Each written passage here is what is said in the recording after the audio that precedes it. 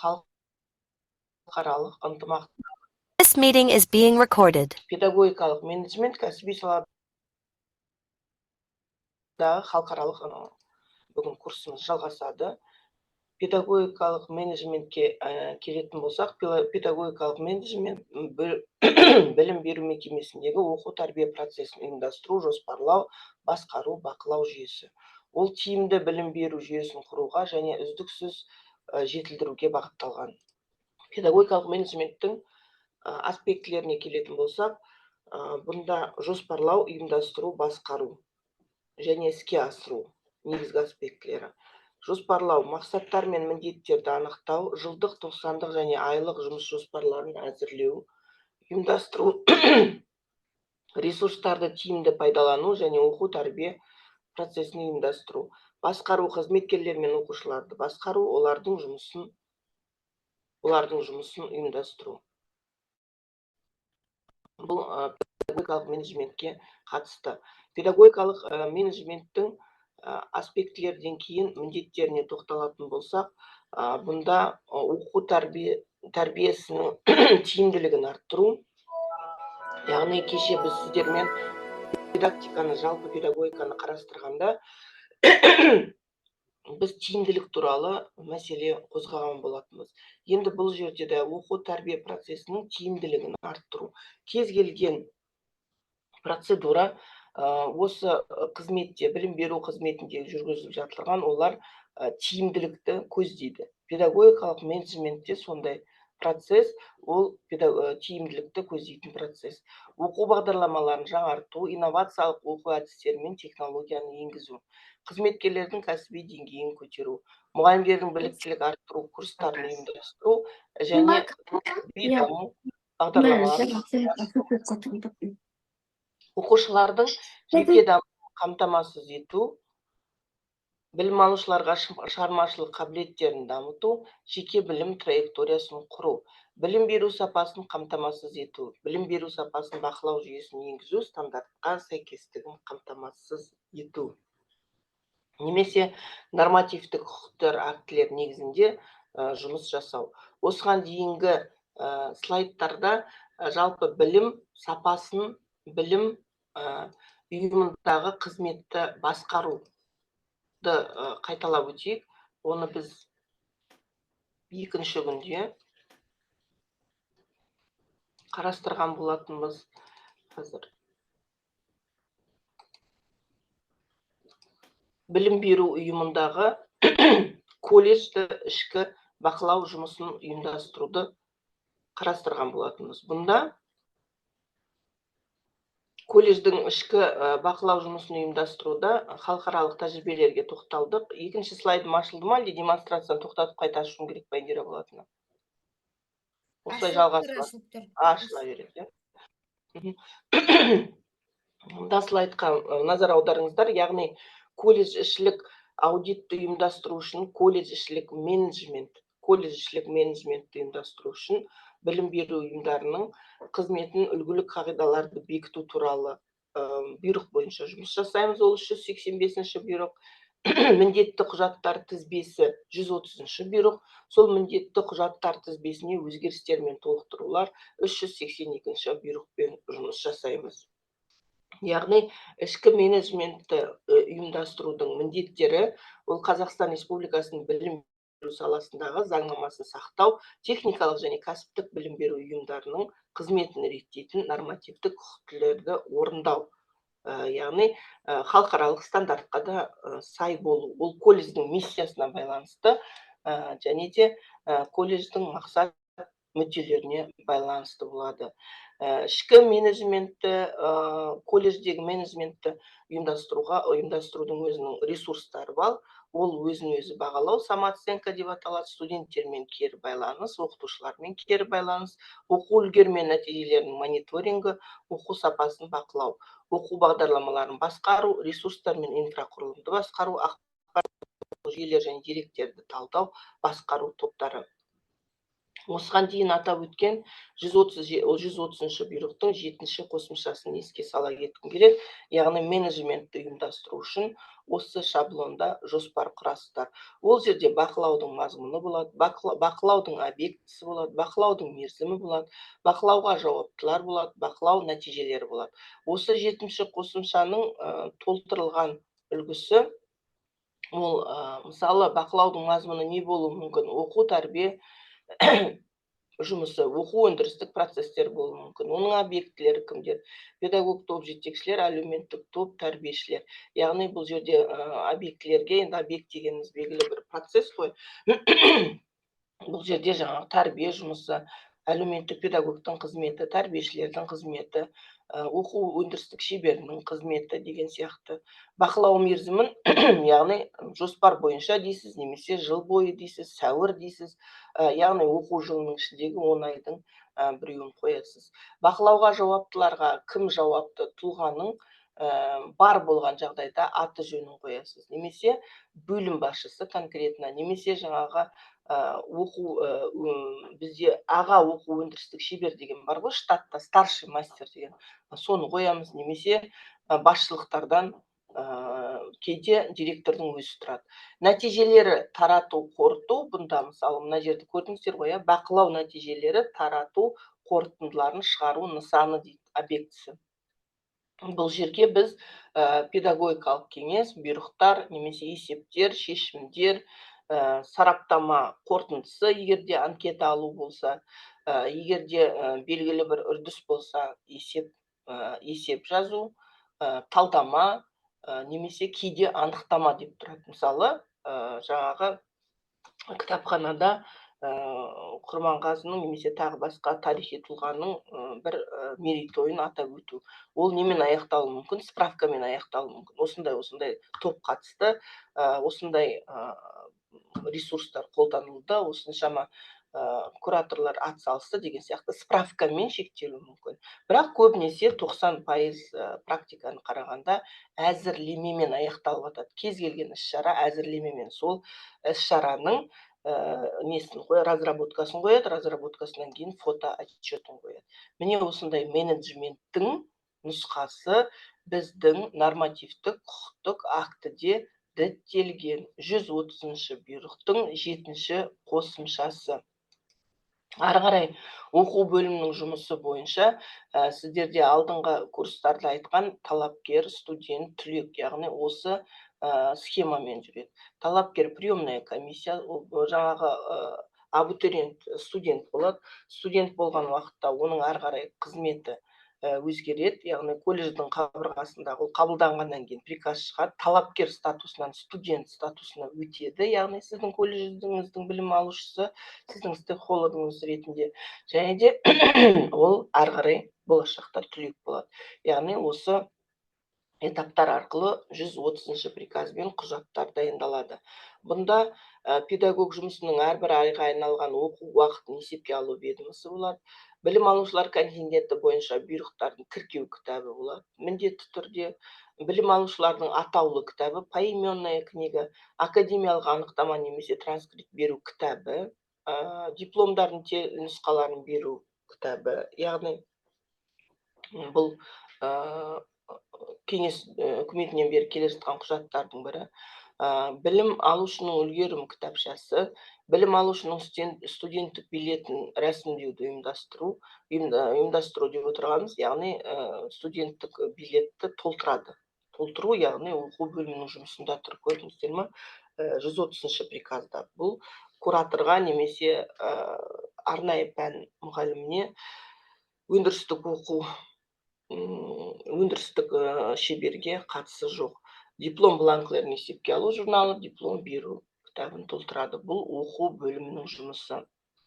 Ары қарай басшылық жұмысына келетін болсақ, педагогикалық кеңес, әдістемелік кеңесті біз сіздермен қарастырдық, оған тоқталмаймыз. Басшының бекітетін құжаттары бұл колледждің жалпы жоспары, бақылау жоспары, жаңағы менеджментке байланысты колледж ішілік бақылауды директор діттейді. Оқу жұмыс жоспары, оқу жұмыс бағдарламалары. Ары қарай келетін болсақ, мысалы кез келген ішкі аудитта осы индикаторлар тұру керек.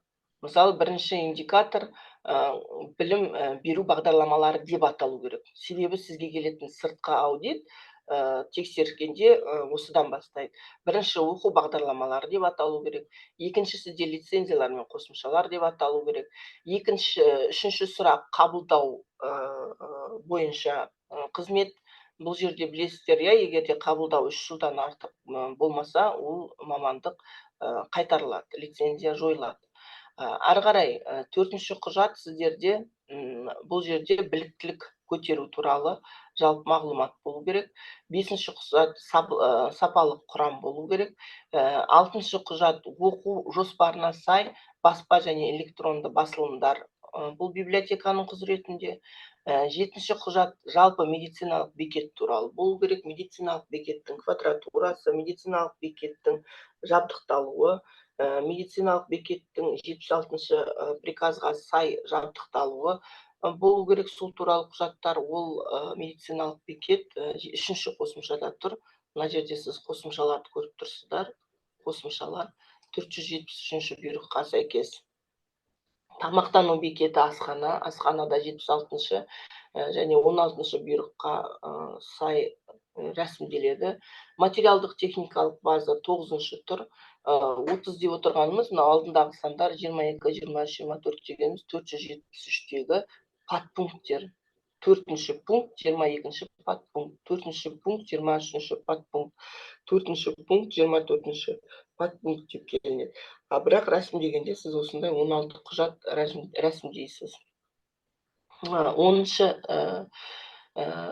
кезекте жатақхана қызметі тұрады. Жатақхана қызметі 385-ші бұйрықпен. Болит, да, или болен? Болит 2 года. Последняя вспышка заболеваний произошла 1 неделю назад.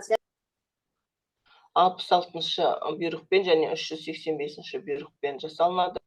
Ерекше білім беруді қажет ететіндерге жағдай жасау, ол Қазақстан Республикасының жаңағы денсаулық сақтау министрлігінің санпин 76-шы бұйрықпен рәсімделеді. Ары қарай оқу ресурстарымен жабдықтау, бұның ішіне барлығы кіреді, мебельдер кіреді.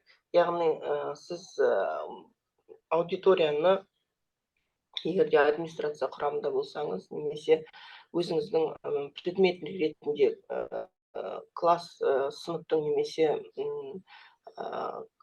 топтың аудиториясын жабдықтаған уақытта осы 97-ші бұйрыққа және денсаулық сақтау кодексінің 220-ші бабының 3-ші тармағына негізге аласыз. Біліктілік арттыру курсы бойынша да қазір көптеген сұрақтар туындауда. Аттестацияның кезінде абыр-сабырға түсіп атады, мынау расталмайды екен, бұл құжат заңды дәрежесі жоқ екен деген сияқты сызылып тасталып атырады. Сондықтан оны да сіздер алдын ала дайындап қоясыздар. Мысалы, ол жарамайды десе, оған міндетті түрде негіздеме қарайсыздар. Ары қарай бұл білім беру мониторинг шеңберінде әкімшілік деректердің саны бұл НОБД-ға байланысты 570-ші бұйрықпен қарастырылады. Практика базасымен келісімшарт түлектердің жұмысқа орналасуы. Бұл 470-ші бұйрықтың 37-ші пунктінде қарастырылған. Менеджментті ұйымдастыру үшін міндетті түрде ішкі ережелер болу керек. Ол ішкі ережелерді сіз колледжде қалай? Мысалы, бағыттар бар, тәрбие бағыты, оқу бағыты, ғылыми бағыт, өндірістік бағыт, әлеуметтік психологиялық жұмыс бағыты, шаруашылықты басқару бағыты. Көбінесе осы 6 бағытпен жұмыс істейміз. Қайталап өтем, бірінші оқу бағыты, бұл жаңағы директордың оқуысы бойынша орынбасары координация жасайды сол жерге. Екіншісі өндірістік бағыт УПР-дікі, тәрбиелік бағыт ВР-дікі, ғылыми бағыт ол методистікі немесе ғылыми замдікі. Ары қарай шаруашылықты ұйымдастыру ол АХЧ-ға жатады. Және де әлеуметтік психологиялық жұмыс ол бөлек бағыт ретінде тәрбие жұмысының аясында жүзеге асатын бағыттардың бірі. Кейбір колледждерде 4 бағыт болады. Яғни осылардың барлығы қамтылуы қажет бағыттар бойынша. Одан кейін ары қарай айтатын болсақ, реттейтін ережелер, мысалы оқу әдістемелік ғылыми бір бағытта тұрады. Оның ішінде портфолиолар, ОМК, тәлімгерлік, жас мамандар, экспертная комиссия, аттестаттау комиссиясы, ПЦК, оқу әдістемелік, оқу өндірістік жұмыстар ары қарай, колледждің қызметін ұйымдастыру бойынша нормативтік құқықтық актілер, осы менеджменттің негізгі тиімділігі білім беру сапасын арттыру, басқару тиімділігін арттыру, оқу нәтижелерін жақсарту. Яғни осындай нысаналарды көздейді. Педагогикалық менеджменттің принциптері ары қарай ғылыми негізделгендік, научный обоснованный, білім беру ұйымдастыруда және басқаруда ғылыми әдістер мен принциптерді қолдану. Ары қарай демократиялық басқару, барлық мүдделі тараптардың пікірін ескеру және оларға қатысу мүмкіндігін беру. Жүйелік және кешенділік, білім беру процесін кешенді түрде қарастыру, оның барлық элементтерін біртұтас жүйе ретінде басқару. Икемділік және бейімделгіштік, білім беру мекемесінің ішкі және сыртқы өзгерістерге бейімделу қабілеті. Ары қарай педагогикалық менеджменттің міндеттері: оқу процесінің тиімділігін арттыру, оқушылардың жеке дамуын қамтамасыз ету, оқушылардың шығармашылық қабілетін дамыту, жеке білім траекториясын құру, қызметкерлерге кәсіби деңгейін көтеру. Педагогикалық менеджменттің міндеттері: материалдық техникалық базаны нығайтуға да қатысады. Педагогикалық менеджменттің міндеттері: тиімділікті арту, кәсіби деңгейді көтеру. Ары қарай енді педагогикалық менеджменттің теориясы мен әдістемесіне, технологиясына қысқаша тоқталып өтеміз. Оқу орнын басқару, шығармашылық үрдіс, басқару аз шығын жұмсай отырып, ұйымдастыру мен реттеу мақсатында адамдар үшін. Менеджмент туралы Питкасатты мен Мексонның еңбектерінен қарасаңыздар болады. Бұл ғалымдардың айтуы бойынша, менеджмент бұл адамдар мен әлеуметтік процесті басқару өнері, искусство деп атайды. Мысалы, біреу шығармашылық деп анықтама беріп атса, Месконның айтуы бойынша бұл басқару өнері. Педагогикалық менеджмент білім беру үрдістерін тиімді басқарудың теориясы, әдістемесі және технологиясы, өзінің пәнінің менеджер еңбегінің нәтижесінің өзіндік белгілерімен ерекшеленеді. Симоновты, авторы Симонов. Ары қарай менеджмент нарықтық экономиканың ерекшелігін және адамзаттың ғылыми техникалық прогрестің рөлін сипаттайтын басқарудың жаңа түрі ретінде пайда болды. Басқарудың жаңа типінің ерекшеліктері: бұл экономикалық басқару, бұл тұтынушыларға жоғары деңгейде көңіл бөлу. Тұтынушылар деген стейкхолдерлар барлық, оның ішіне сіздің ата-аналарыңыз кіреді, студентіңіз кіреді, серіктестеріңіз кіреді. Жалпы сіздің ұйымға кім қызығушылық танытады, солардың барлығы стейкхолдерлар болып саналады. Сіздің тұтынушыларыңыз, болашақ тұтынушыларыңыздың аудиториясында қосуға болады. Әлеуметтік психологиялық әсер ету, мотивация әдістері, басқару қызметін жетілдіру, үздіксіз жетілдіру, совершенствование. Менеджмент нақты мақсатқа жетуге бағытталған адам қызметінің түрі ретінде қарастырылады. Менеджмент кәсіби даярланған мамандардың ұйымдастыру және мақсатқа жету үшін тәсілдер қолданып, басқаруды қалыптастыруды үрдіс ретінде анықталады. Менеджмент басқару функциясы жүзеге асырылатын иерархиялық ұйымдасқан құрылым ретінде қарастырылады. Менеджмент басқарумен айналысатын адамдар тобы ретінде қарастырылады.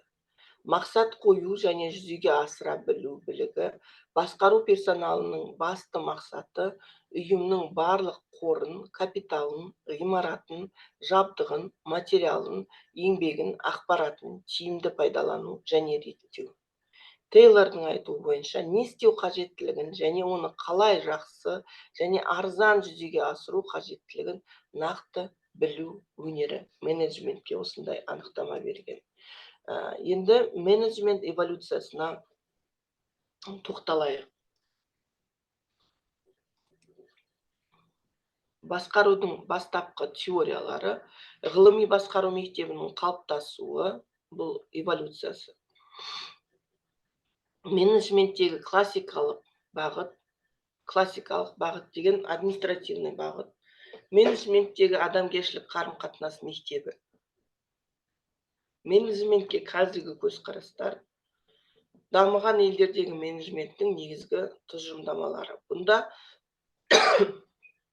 қарап отырсаңыздар, басқарудың ең алғашқы мектептері, басқарудың 5 революциясы бар. Ол, яғни діни кәсіптік, ақсүйектік әкімшілік, өндірістік құрылыстық, бюрократиялық революция. Мысалы, қазірдің өзінде ұстанатын адамдар бар, ақсүйек әкімшіліктік.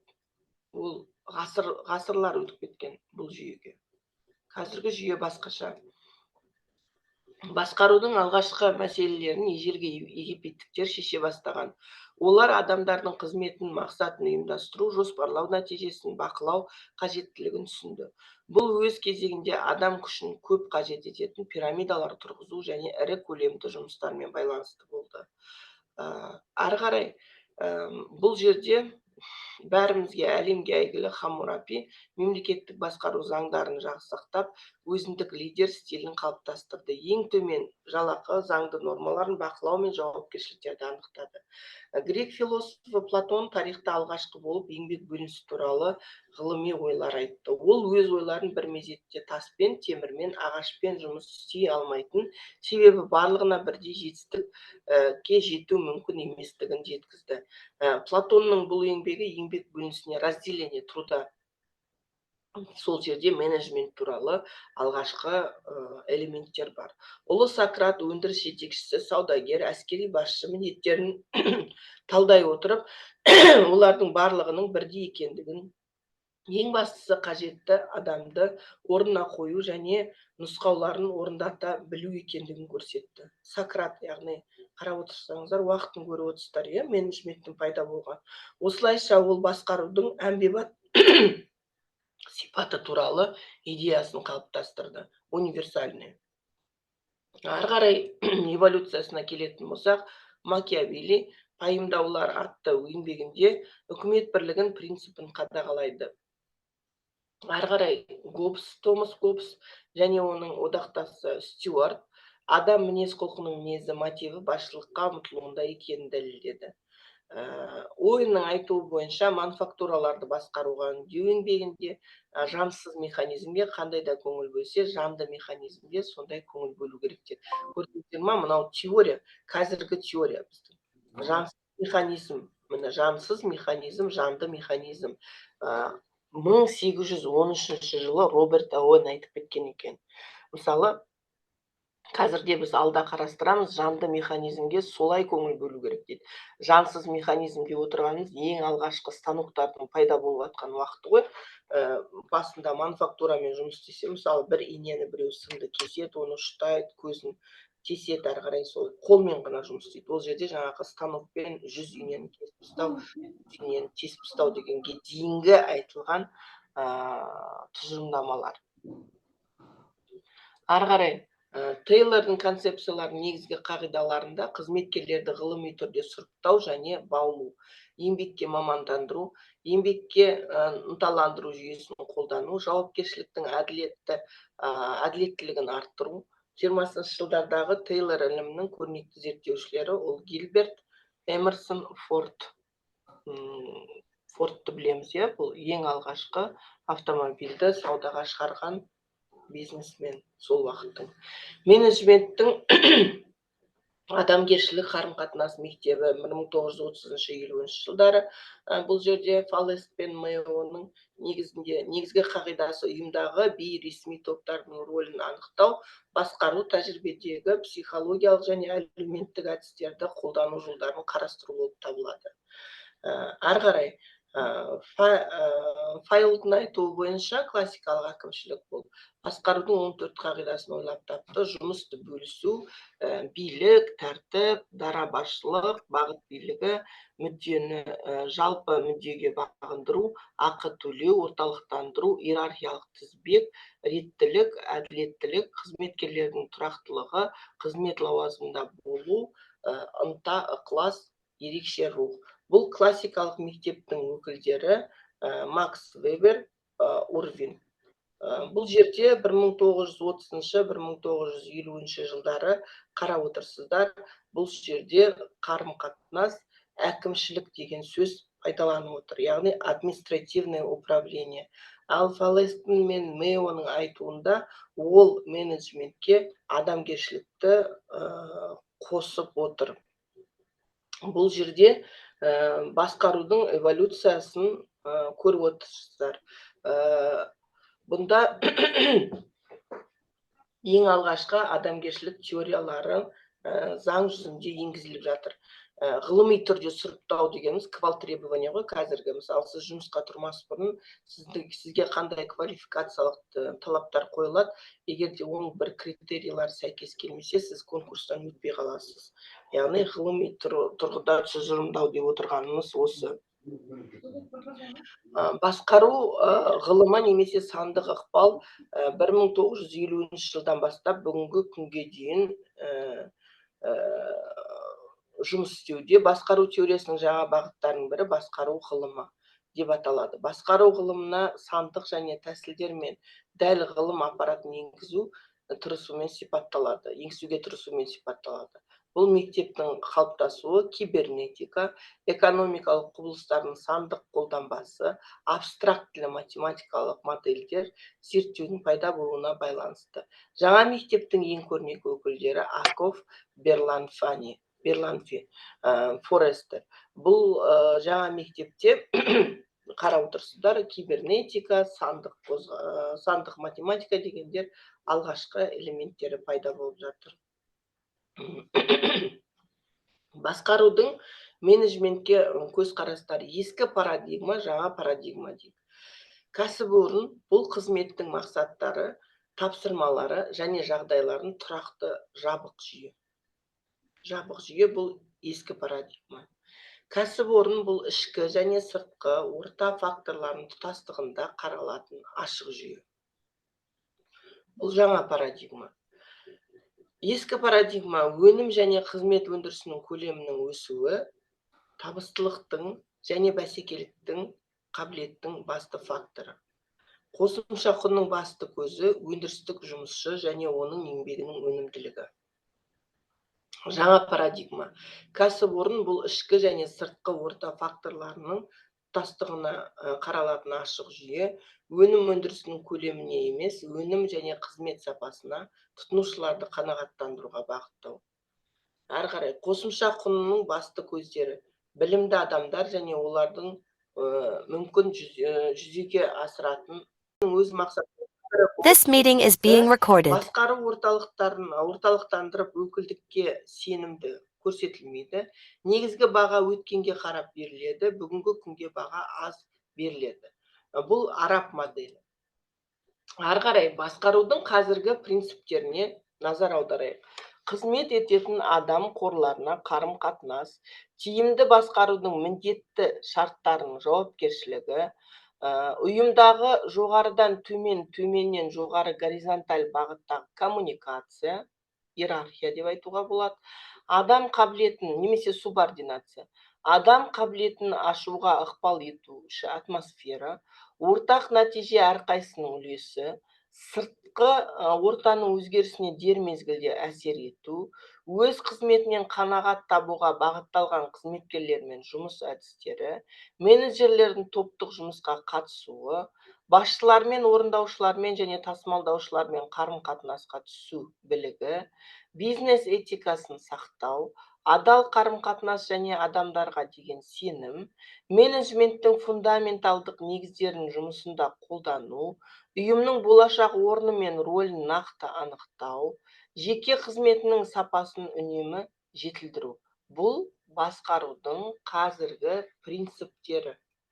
Осы принциптердің қайсысын өзіңіздің колледжіңізде көресіз?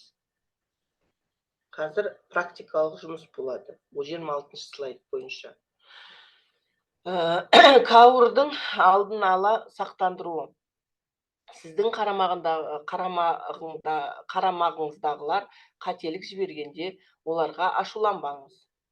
Дұрысында қателіктің де тек 4 немесе 5-тен 1 бөлігі ғана олардың кінәсінен болады. Көріп отырсыз, доля, да? Ваша доля тоже есть. Бұл жағдайда сіздің ашуыңыздан шындық жапа шегеді. Сізге қарамағыңыздағылар жалған ақпаратмен есеп беруге тырысады. Сол себепті оларға қателіктерін жеңіл түрде хабарлауға жағдай жасайсыз. Бұнда қателікті болдырмауға барлығы қатысып, мәселені бірігіп талдауы қажет. Әрі қарай, сапаны басқарудың негізі бақылауда емес, сапаны қамтамасыз етуде. Себептерді жою, оның пайда болу себебін емес, оның алғашқы себептерін іздеуде болып табылады. Сапаны басқару бұл оқу процесін бүтіндей басқару. Сапаны қалай қамтамасыз етуге болады? Сапаны қамтамасыз ету мемлекет пен қоғамның талабына сай әлемдік стандартқа жауап беретін түлектерді дайындау. Сапаны қамтамасыз ету ол оқу мен тәрбие сапасын қалыптастыру, сондықтан саналы түрде оған бәрінің әрқайсының қатысуы қажет. Сапаны кешенді басқару комплексіне қызметкердің орындаушылық қызметіне ғана байланысты емес, ұжымның қызметіне байланысты. Бұл барлығының қатысуын талап етеді. Басқару басқалардың қолымен бір нәрсе істеу. Сапа адамның өзінен, сапа адамның ішкі жан дүниесінде. Ойлауды басқарудың жаңаша түрі. Адами бағыт, әлеуметтік жағдайларда шығынды көбейту, социальный расходы деп айтады. Зарплата көтеру мысалы. Тағы да басқа мүдделерін қорғау жұмыскерлердің. Льготы немесе. Адамға құрмет пен сенім білдіру, бірлескен мәдениетті қалыптастыруға басқарушылық ойлауды бағыттау, басқару жүйесінде менеджердің рөлі мен орнының өзгеруін көру, басқарудағы мақсаттылық, нысаналық мақсатқа лайықтықтың орны мен рөлін түсіндіру, басқаруды орталықтандырудағы ойлаудың акценттерін орталықсыздандыруға көшіру, әр кезеңде сапаны қамтамасыз ете отырып, оқу тәрбие процесін басқару. Бақылау және оның құрылымына көзқарастың өзгеруі, сапаны бақылау функциясын орындаушының өзіне тапсыру. Яғни бұл слайдта ойлауды басқарудың жаңаша түрлері. Адами бағыттан басталады, назар аударсаңыздар. Ары қарай, нәтиженің соңында міндетті түрде мойындау керек, себебі ол жеңіске жеткізеді. Әркімнің өзін өзі бағалау көпшіліктің көзқарасына сай келмейді. Мысалы, корпорацияда 100 адам істесе, немесе колледжде 80, 60, 90, 120, 150 істесе, 150 идея болуы мүмкін, 150 көзқарас болуы мүмкін. Енді Дейл Карнегиді білеміз ғой. Дейл Карнегидің айтуы бойынша жалпы адамгершілік қарым-қатынас мектебінің негізін қалаушы Дейл Карнеги болып табылады. Енді Дейл Карнегиді оқымаған адам жоқ шығар қазір.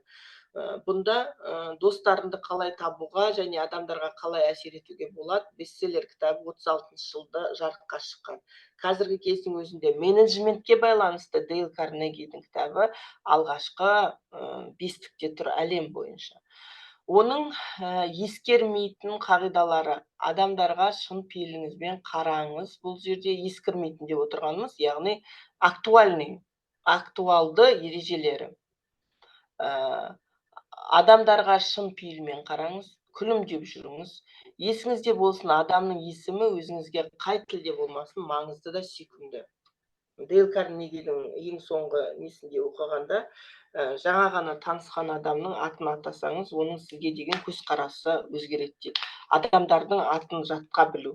Мысалы, Александр Македонский өзінің 1000 солдатының атын жатқа білген. Жақсы тыңдаушы болыңыз, яғни тыңдай біліңіз, айтумен қоса тыңдай біліңіз. Басқарудың өзі туралы айтуын қолдаңыз. Әңгімелеушіні қызықтыратын тақырыпта әңгімелесіңіз. Сіздің әңгімелеушіңізге оның маңыздылығы туралы түсіндіріңіз. Және бұны адал істеңіз, сендіріңіз. Таласта жеңіске жетудің тәсілі бұл одан жалтару. Так, ары қарай. Дейл Карнегидің ережелеріне тоқталатын болсақ, сіз әңгімелеушіңіздің пікірін сыйлайсыз. Еш уақытта адамға сіздікі дұрыс емес деп айтпайсыз. Сіздікі дұрыс емес деп қазір сабақта да айтпайды. Егер сіздікі дұрыс емес болса, оны тез және ашық мойындауыңыз керек. Өз қатеңізді ертерек мойындауыңыздың сіздің басқару процесіңізге оң ықпалын тигізеді. Чем раньше вы осознаете свою вину, видите, тем лучше для сіздің өзіңіздің менеджменттік қызметіңіздің жақсаруының алғы шарттарының бірі осы. Яғни енді сіздікі дұрыс деп бас ие беруде емес, яғни сіздікі мынау қате дегеннің орнына, мысалы сіз зам директорсыз, допустим, сізге қате жоспар алып келді ма, мынау қате деп сіз ұстаудың орнына, сіз мынаған назар аудардыңыз ба? Мына жерді қалай ойлайсыз? Дұрыс емес деудің орнына, мынаны қалай ойлайсыз? Осылай ма деген сияқты сөз тіркестерін қолдану керек. Студентке де сіз сенікі дұрыс емес, саған екі емес, ол жерде де ойланып көрші. Тағы басқа қандай ойың бар деген сияқты. Ары қарай. Алғашынан бастап сүйіспеншілік дауысты қолданыңыз. Яғни бұл жерде дауыс ырғағыды. Сөйлеушілеріңізді бірден иә деп жауап беруге мәжбүр етіңіз. Яғни сіз өзіңіздің икеміңізге қарай. Уақыттың басым бөлігінде сөйлеушіні сөйлеткізіңіз. Сіздің сөйлеушіңіз бұл ой тек оған тиесілі деп есептесін. Сөйлеушіге өзіңіздің собеседнигіңізге аттың басын бересіз ғой. Яғни сіз тыңдайсыз. Нәрселерге сіздің сөйлеушіңіздің көзқарасымен адал қарауға тырысыңыз жағдайға. Басқалардың тілегі мен ойына шын ниетпен қараңыз. Ары қарай. Ереже. Көбінесе ақылдырақ дәлелдерге шақырыңыз. Текке шақырмай, бұл жерде мысалы сөйлеушімен әңгімеңізді ең алдымен мақтаудан және адал адамгершіліктің бар екеніне бастаңыз. Өзіңіз ниетіңізді білдіріңіз, қазақша айтқанда. Басқалардың қателіктерімен тікелей емес, жанама түрде көрсетіңіз. Мысалы, басқа біреуден қате көрсеңіз, анау Иванов бүйтті, Иванов сөйтті емес, ол жерде, яғни жанама түрде көрсетесіз, альтернатива түрде. Сөйлесушіңізге бұйрық бермей, оның орнына сұрақ қойыңыз. Бұйрық беруден гөрі қазір приказ жүрмейді ғой көп жерде. Ары қарай. Мақсат пен міндетті анықтаудың басқару шеңбері.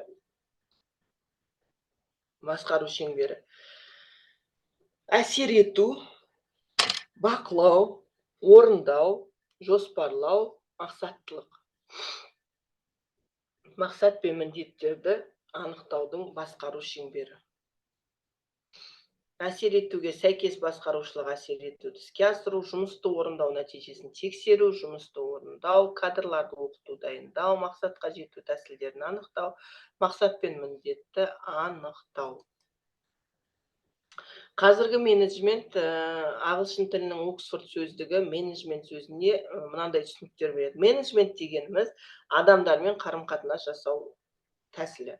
Менеджмент билік және басқару мәдениеті.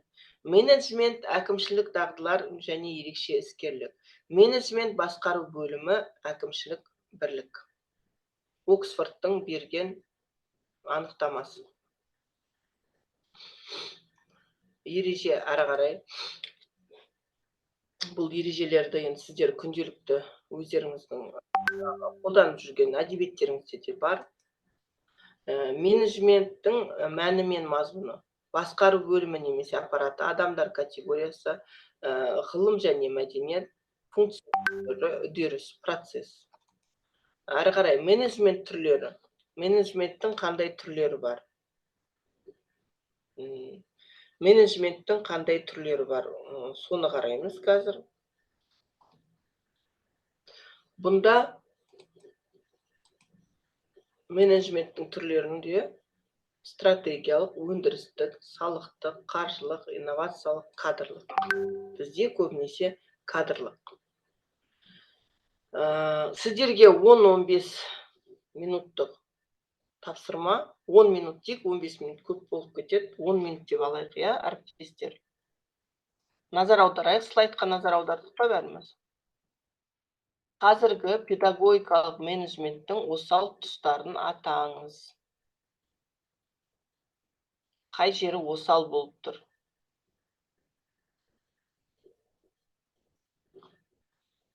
Қазіргі менеджменттің осал тұстарын атаңыз.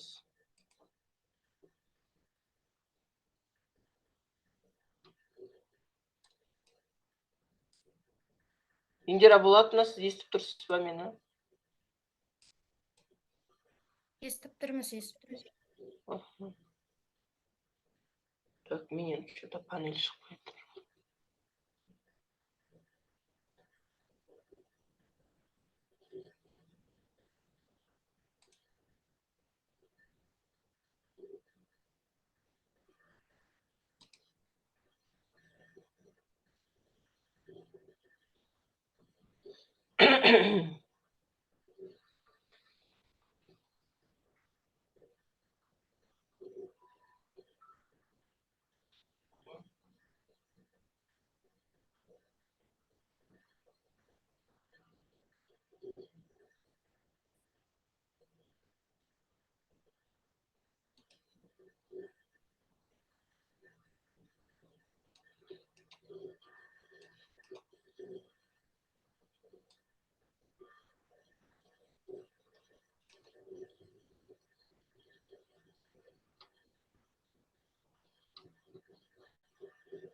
Проекттерде қателіктердің көбісі, мысалы көреді, вот міне дуальное обучение болып жатыр, батыста оны алу керек.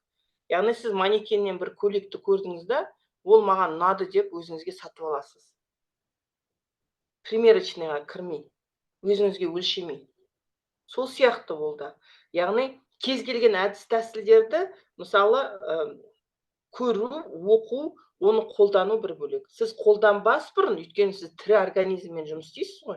Мысалы, мынау параққа сурет салдыңызда, дұрыс емес пе, лақтырып жүресіз парақты, ал сіз адамды лақтырып жүре алмайсыз ғой. Сондықтан сіз тірі организммен жұмыс істейсіз, дағдылармен жұмыс істейсіз, құзыретпен жұмыс істейсіз. Өзіңіздің құзыретіңізді, дағдыңызды сол жерге іске қосасыз. Сондықтан сіз 7 рет өлшеп, 1 рет кесуіңіз керек. Яғни эксперимент жасамас бұрын сіздің экспериментіңіздегі тәуекелдердің аздығына көз жеткізуіңіз керек. Бұл жерде кәдімгі біздің білім беру сферасындағы қызметіміз, білім беру сферасында сіз оқытушы болыңыз, өндірістік оқыту шебері болыңыз, немесе басшы болыңыз, зав. Отделение болыңыз. Бұл жердегі ең бірінші сіздің мақсатыңыз не? Мақсатыңыз сол ұйымның қызметін, тиімділігін арттыру. Тиімді деген сөзді тиімді деген іс-әрекетті сіз жүзеге асырсаңыз, сіз менеджменттің, яғни жілігін шақтыңыз деп айтуға болады. Тиімді ма? Тиімді. Ол инновация. Тиімді ма? Ол жерде прогресс. Тиімді болып жатыр ма? Ол даму үрдісінде. Яғни регресс жоқ ол жерде.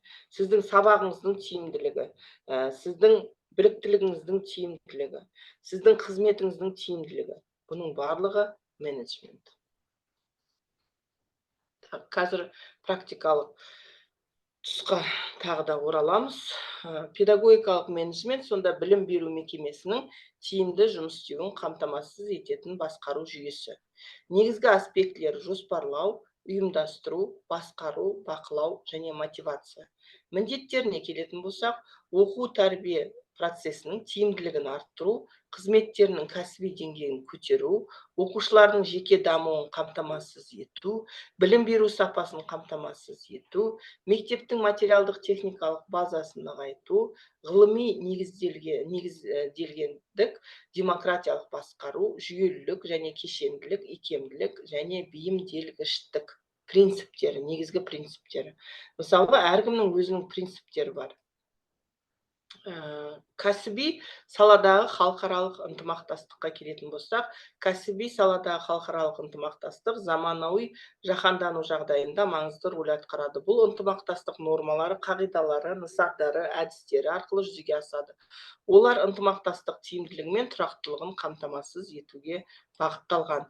Ал енді халықаралық стандарттарға назар аударсақ, кәсіби саладағы халықаралық ынтымақтастық аясындағы стандарттар ISO да біздің күнделікті көріп отырған стандарттарымыз, халықаралық техникалық стандарттарды қабылдау, халықаралық еңбек ұйымының еңбекті қорғау және жұмыстың шарттарына қатысты стандарттарында ынтымақтастықтың ескерілуі, халықаралық келісімдер мен конвенцияларға, сондай-ақ зияткерлік меншік құқықтарын қорғауға қатысты стандарттар ескерілуі керек.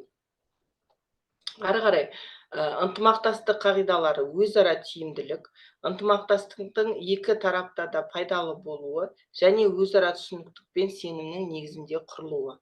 Барлық тараптардың тең құқықтары мен өзара сыйластығының сақталуы, мәдени тілділік және басқа да айырмашылықтардың құрметтелуі тиіс. Тұрақтылық экономикалық, әлеуметтік және экологиялық тұрақтылықты қамтамасыз етілуі қажет. Тұрақтылық даму мақсатына сәйкес жұмыс істеу маңыздылығы. Ынтымақтастық нысандары келісімдер мен шарттар, халықаралық ұйымдар мен форумдар, академиялық және ғылыми ынтымақтастық, кәсіпорындар арасындағы серіктестік. Ынтымақтастық әдістері мен құралдары, технологиялар мен инновациялар, білім мен тәжірибе алмасу, финанс және инвестиция, коммуникация құралдары. Ынтымақтастық әдістері құралдары бұл. Біздің тақырыбымыз кәсіби саладағы халықаралық ынтымақтастық, международное сотрудничество. Ары қарай, ынтымақтастық нысандары, келісімшарттар, форумдар, кәсіпорын арасындағы серіктестіктер. Мысалы, Астана қаласында Германияның кәсіпорындарымен жұмыс істейтіндер бар. Политех мысалы, жаңағы құрылыс жағынан Гофман ба, неміс бір корпорациясымен жұмыс істейді. Кәсіпорындар арасындағы серіктестік, халықаралық серіктестікке жатады. Мысалы, международный колледждер бар Астанада, ұйымдармен жұмыс жасайтын. Ресеймен де мысалы сіздер меморандумға отырсаңыздар, әртүрлі салада, бағытта, бұл да сіздің ынтымақтастық нысандарыңызға жатады. Ары қарай ынтымақтастық әдістері мен құралдары, технологиялар мен инновацияларды алмасу, бірлескен ғылыми зерттеу және тәжірибелік конструкторлық жұмыстар, инновациялық технологияларды енгізу, тарату, семинарлар, тренингтер, вебинар, кеңес беру, коучинг бағдарламалары. Мысалы, кез келген шетелдің колледждермен сіздерге жол ашық, негізінде ресурстар көп, пайдаланбаймыз. Мысалы, сіз жаңа тамақтану мен сервисті дайындайсыз ба? Кез келген Европаның, шығыстың колледждермен сізге меморандумға отыруға болады, тегін отырып, сіз өз сабағыңызды көрсетесіз, ортада аудармашыларыңыз болады, олар өз сабағын көрсетеді. Бұны тәжірибе алмасу. Мысалы, мен кеше ғана бір мектептің чатынан көрдім, Польшаға 900 бітірген оқушыларды тегін шақырып жатыр. Тегін оқуға шақырып жатыр. Осы ынтымақтастық құралдары мен әдістерін пайдалану арқылы. Қазір глобализация кезінде біздің қолымыз ұзын.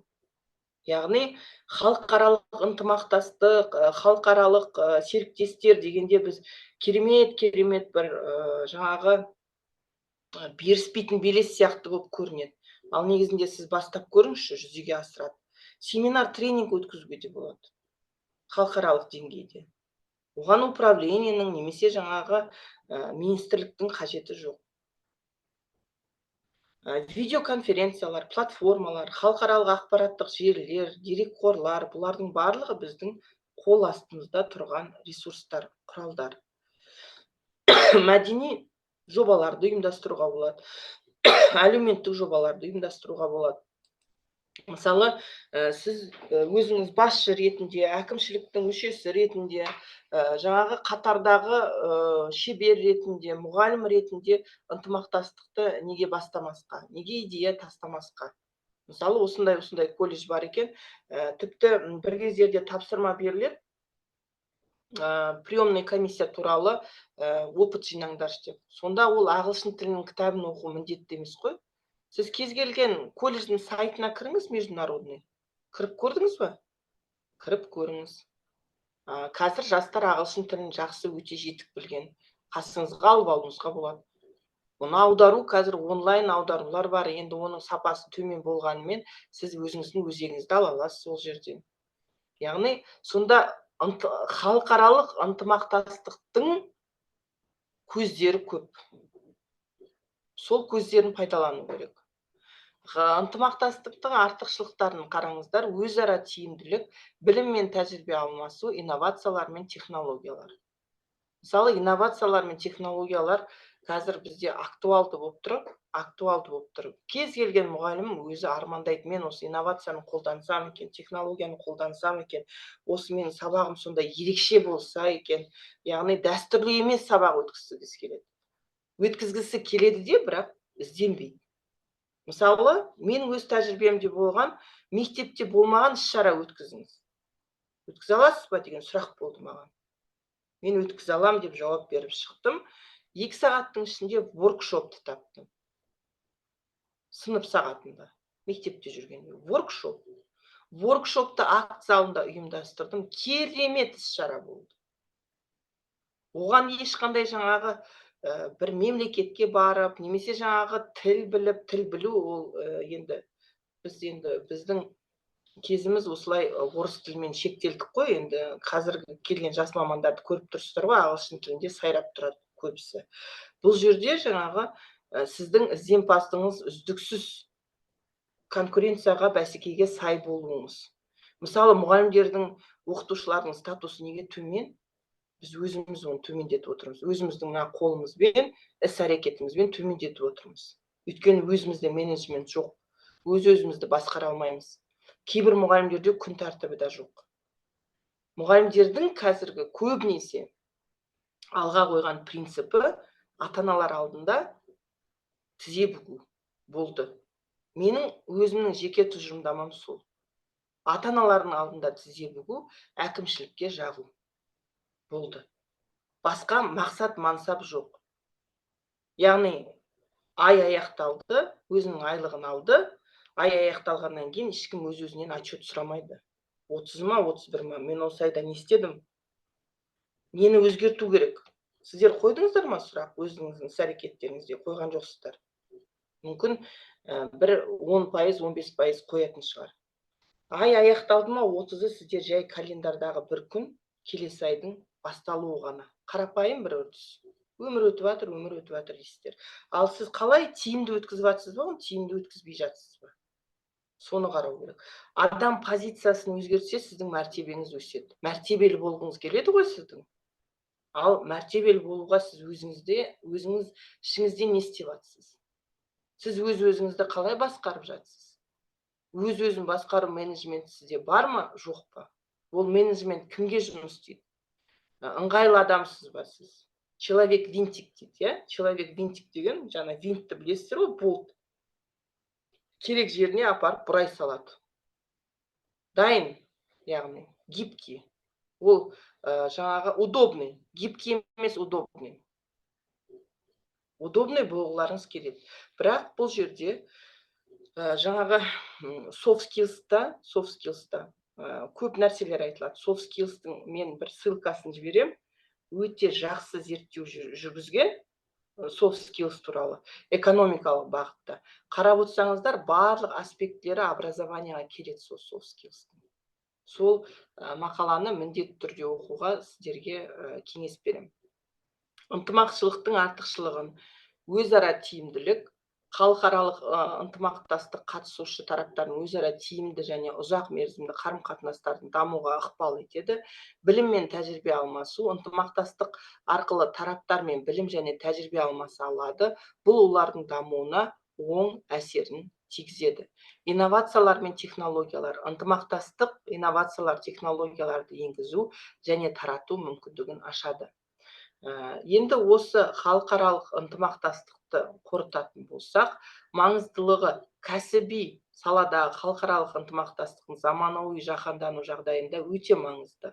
Ол тиімділік, тұрақтылық және өзара тиімділік қағидаттарына негізделді.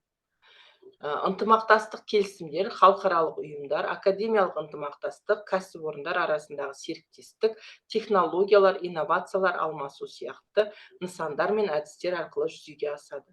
Халықаралық ынтымақтастық болашақта одан әрі дамып, жаһандық сын-қатерлерге тиімді жауап беруге мүмкіндік береді. Мысалы, қазір бір технология бар, өз қатесімен жұмыс жасау. Мысалы, қателеспейтін адам тарихта жоқ, болмаған да болмайды да. Ол адам ба, ол қателеседі. Бірақ сол қатемен жұмыс істеу, ол қатені жою, ол басқа үрдіс. Сіздерге мынау тапсырма, үй тапсырмасы бола берсін. Біздің еншімізде қанша уақыт бар Индира болатынына? Да, естілмей қалдым. Бізде қанша уақыт бар қазір? Бізде әлі бар уақыт. Так. Қанша уақыт айтып жүресіз бе? Бір 20 минуттай бар уақытымыз. 20 минут. Біз оның 10 минутын алмайық, мұнаны тапсырмаға алайық, әріптестер. Естіп тұрсыздар ғой, иә?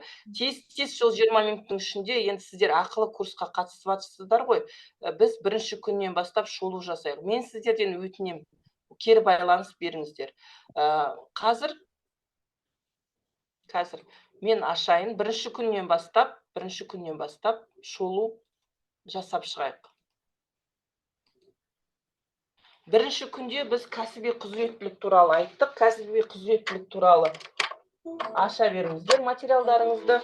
Кәсіби құзыреттілік туралы. Оның ішінде жалпы педагогика туралы айттық. Жалпы педагогикада біз дидактикаға тоқталдық. Дидактиканың ішінде біз технологияға тоқталдық. Технология бізде әрқашан сұраныста тұрған сұрақтардың бірі. Көрініп тұр ма сіздерге? Презентация көрініп тұр ма? Әріптестер? Көрініп тұр, Әсел Толқынова. Бірінші күні біз кәсіби құзыреттілік туралы айттық. Бірінші күнімізде кәсіптік білім берудің негізгі ұғымдарын, кәсіп бұл не? Қоғамдық еңбек бөлінісіндегі жалпы адамзаттық мораль нормалармен келісілген еңбек түрі. Мамандық дегеніміз бұл белгілі бір кәсіп саласы бойында шағын ауқымды еңбек түрін қамтиды. Біліктілік белгілі бір кәсіптік қызмет саласын атқаруға тиісті дайындық деңгейі бар адам. Мысалы, білікті маман. Біздің біліктілігімізді өлшейтін өлшемшарт ол кәсіби стандарт.